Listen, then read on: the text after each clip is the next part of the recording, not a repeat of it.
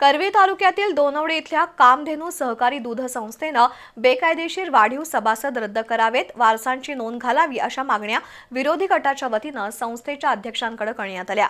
7 दिवसात मागण्यांची पूर्तता करावी, अन्यथा संस्थेचा दूध पुरवठा बंद करू आणि न्यायालयात दाद मागण्याचा इशारा विरोधी गटानं दिलाय। करवीर तालुक्यातील दोनवडे इथल्या कामधेनू सहकारी दूध संस्थेच्या संचालक मंडळानं कुणालाही विश्वासात न घेता सभासदांची शेअर्स रक्कम अनामत खाती केल्यामुळे संतप्त सभासदांनी निवेदन दिलं आणि अनामत खात्यावरील पैसे शेअर्सला वर्ग करा, अन्यथा दूध बंद करू असा इशारा दिला।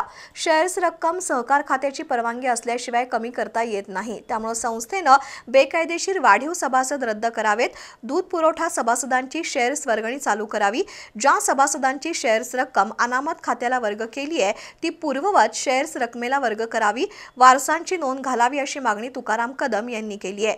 मागण्यांची पूर्तता पुढील 7 दिवसात करावी, अन्यथा संस्थेचा दूध पुरवठा बंद करू आणि न्यायालयात दाद मागू असा इशाराही देण्यात आलाय। यावेळी टी.डी. कदम, आनंदा पाटील, सोनबा पाटील, महेश पाटील, ज्योतिराम मगदूम, बाजीराव शिंदे, परशुराम पाटील, शामराव चव्हाण, शिवाजी पोवाळकर, पी.जी. पाटील, मोहन चिवटे, सागर कळके, अशोक मगदूम उपस्थित होते।